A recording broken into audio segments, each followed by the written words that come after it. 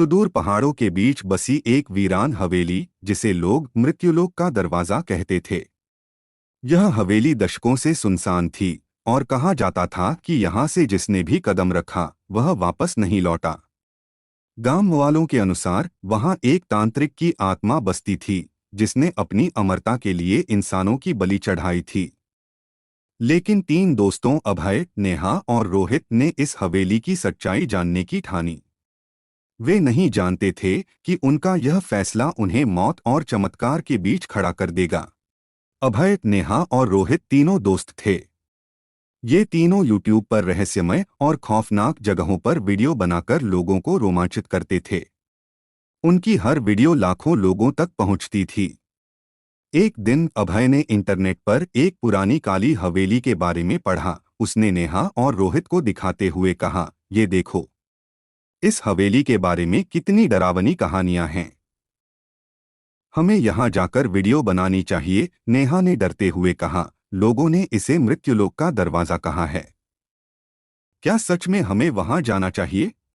रोहित हंसते हुए बोला, डर क्यों रही हो? ऐसी जगहों पर तो हमें ही जाना चाहिए। यही तो हमारा काम है। आखिरकार तीनों ने तय किया कि वे अगले दिन उस हवेली में जाएंगे। जब वे गांव पहुंचे तो गांव के बुजुर्गों ने उन्हें रोका। एक बूढ़े व्यक्ति ने चेतावनी देते हुए कहा, बेटा, उस हवेली में जो गया वो कभी लौटकर नहीं आया। वहां सिर्फ मौत है। मत जाओ। लेकिन तीनों ने उनकी बात अनसुनी कर दी। हवेली पहाड़ों के बीच स्थित थी। जब वे वहां पहुंचे तो चारों ओर अजीब सा सन्नाटा था। हवेली के गेट पर जंग लगा हुआ था और उस पर कुछ अजीब आकृतियां उकेरी गई थीं। हवेली की ऊंची दीवारें काले पत्थरों से बनी थीं और खिड़कियों से झांकती अंधकारमय परछाइयां डरावनी लग रही थीं। नेहा ने कहा, यहाँ कुछ अजीब है। क्या हमें सच में अंदर जाना चाहिए? अभय ने आत्मविश्वास से कहा, डरने की जरूरत नहीं है। हम इसे एक्सप्लोर करेंगे और लौट जाएंगे। जैसे ही वे गेट खोलकर अंदर गए, गेट अपने आप जोर से बंद हो गया। उनकी दिल की धड़कनें तेज हो गईं, लेकिन वे आगे बढ़े। हवेली के अंदर घुसते ही उन्हें अजीब सी सड़न की गंध आई। दीवारों पर पुराने खून के धब्बे थे। हर कदम पर ऐसा महसूस हो रहा था जैसे कोई उन्हें देख रहा हो। रोहित ने कैमरा ऑन किया और कहा, यहाँ की हर चीज रिकॉर्ड करनी है। यह हमारी सबसे डरावनी वीडियो होगी। वे जैसे ही आगे बढ़े, एक पुरानी तस्वीर दीवार से गिर पड़ी। नेहा ने झुककर उसे उठाया और देखा कि उसमें एक परिवार की तस्वीर थी। लेकिन उनके चेहरे विकृत थे और ऐसा लग रहा था जैसे वे दर्द से चीख रहे हों। अभय ने तस्वीर को उलटते हुए देखा। तस्वीर के पीछे लिखा था, अगर यह पढ़ रहे हो तो तुम यहां से कभी वापस नहीं जा पाओगे। यह पढ़ते ही नेहा कांपने लगी। उसने कहा, हमें यहां से तुरंत निकल जाना चाहिए। लेकिन रोहित ने कहा, नहीं, हम इतनी दूर आए हैं। यहां से बिना वीडियो बनाए नहीं जाएंगे। अचानक हवेली के कोने से किसी के फुसफुसाने की आवाज आई। तीनों ने डरकर चारों ओर देखा, लेकिन वहां कोई नहीं था। जैसे ही वे एक बड़े हॉल में पहुंचे, वहां एक पुराना झूला रखा हुआ था। अचानक वह झूला अपने आप हिलने लगा। नेहा ने डरते हुए कहा, यहां जरूर कुछ है। यह जगह ठीक नहीं है। अभय ने उसे शांत करते हुए कहा, यह बस हवा से हुआ होगा। घबराओ मत। हॉल के एक कोने में उन्हें एक पुरानी डायरी मिली। डायरी के पहले पन्ने पर लिखा था, यह हवेली उस तांत्रिक की है जिसने अमरता पाने के लिए कई मासूमों की बलि दी थी। जो भी यहाँ आता है उसकी आत्मा हमेशा के लिए यहाँ कैद हो जाती है। डायरी पढ़ते ही एक अजीब सी आवाज गूंजने लगी। यह आवाज मानो दीवारों के अंदर से आ रही थी। दीवारें हिलने लगीं और उन पर खून की धाराएं बहने लगीं। रोहित ने कैमरा बंद करते हुए कहा, यह सच में खतरनाक है। लेकिन हम इसे रिकॉर्ड करेंगे। यह हमारी सबसे बड़ी खोज होगी।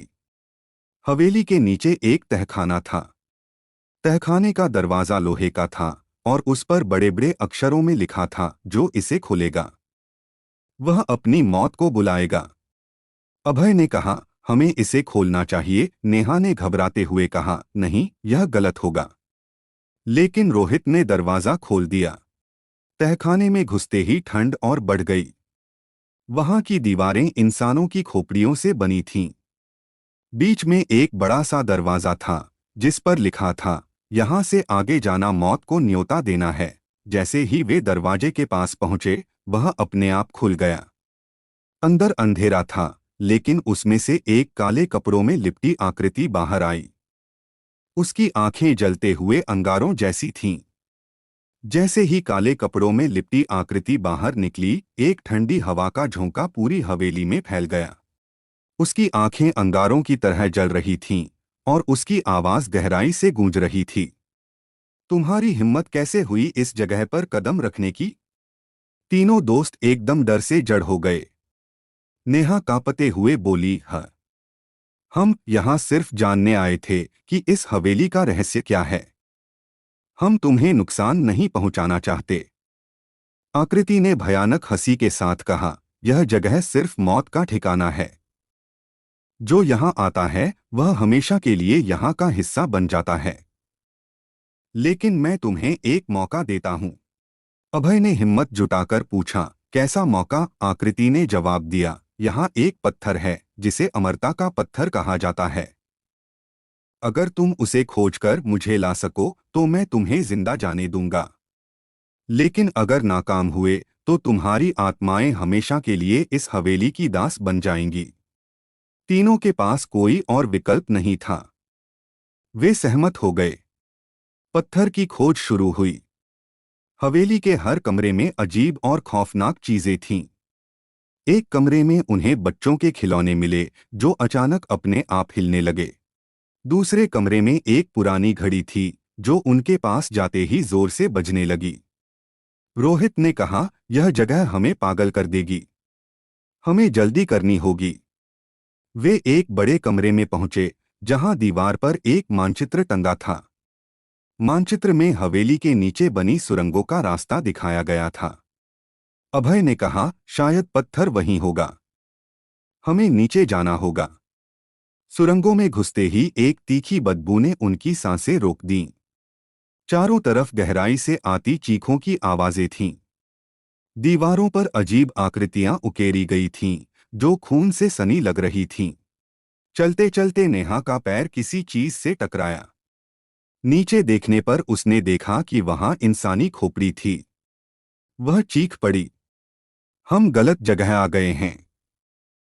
हमें वापस जाना चाहिए। अभय ने कहा, अब लौटना नामुमकिन है। हमें इसे खत्म करना ही होगा। सुरंग के अंत में उन्हें एक बड़ा कमरा मिला। कमरे के बीचों बीच एक पत्थर का खंभा था और उस पर रखा हुआ था अमरता का पत्थर। पत्थर से हल्की नीली रोशनी निकल रही थी। जैसे ही रोहित ने पत्थर को छूने की कोशिश की, कमरे की जमीन हिलने लगी। चारों ओर से भूतिया परछाइयां निकलने लगीं। वे चीख रही थीं और तीनों पर झपटने की कोशिश कर रही थीं। नेहा ने चिल्लाकर कहा, हमें जल्दी करना होगा वरना हम मर जाएंगे। अभय ने पत्थर को उठाया और तभी पूरा कमरा कांपने लगा।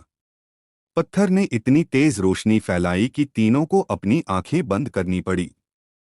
रोशनी के साथ एक गहरी आवाज गूंजी, जो इसे ले जाता है वह अपनी आत्मा का बलिदान देता है। क्या तुम तैयार हो? अभय ने बिना सोचे समझे कहा, हाँ, मैं तैयार हूं। पत्थर हाथ में आते ही अचानक से सब कुछ शांत हो गया। लेकिन जैसे ही तीनों वापस तहखाने की ओर लौटे, काले कपड़ों वाली आकृति उनके सामने प्रकट हो गई। उसने अभय को घूरते हुए कहा, तुमने पत्थर को उठा लिया। अब यह देखना होगा कि क्या तुम इसके योग्य हो। अकस्मात हवेली की छत टूटने लगी। जमीन फट रही थी और एक बड़ा गड्ढा बन गया। वह गड्ढा मानो नर्क का दरवाजा था। आकृति ने कहा, यह पत्थर मेरी अमरता की कुंजी है। इसे मुझे सौंप दो और मैं तुम्हें जाने दूंगा। नेहा ने कहा, इसे मत देना। यह तुम्हारा बलिदान मांग रही है। लेकिन अभय ने पत्थर को आकृति की ओर बढ़ा दिया। जैसे ही पत्थर उसके हाथ में गया, आकृति जोर से चीखने लगी। उसका शरीर जलने लगा और हवेली का हर हिस्सा बिखरने लगा। आकृति के गायब होते ही हवेली में हर चीज टूटने लगी। दीवारें गिर रही थीं और आग फैल रही थी। तीनों ने जैसे तैसे बाहर की ओर भागना शुरू किया। जब वे बाहर निकले और पीछे मुड़कर देखा, तो पूरी हवेली एक तेज रोशनी के साथ गायब हो गई। वहां अब सिर्फ खाली जमीन थी। तीनों ने राहत की सांस ली। नेहा ने कहा, हमने कुछ ऐसा देखा जिसे दुनिया शायद कभी न माने, लेकिन हमें यह कहानी बतानी होगी। रोहित ने अपने कैमरे की रिकॉर्डिंग चेक की। पूरी घटना उसमें कैद थी। अभय ने अंत में कहा, इसका मतलब यह है कि हर अंधेरे में एक रोशनी होती है। हमें बस उसे खोजने की हिम्मत करनी पड़ती है। यह अनुभव सिर्फ एक खौफनाक यात्रा नहीं थी, बल्कि यह दिखाता है कि इंसानी जिज्ञासा और हिम्मत के आगे सबसे बड़ा अंधकार भी हार मान लेता है। तो दोस्तों, यह थी हमारी आज की कहानी, अंधेरी हवेली का रहस्य।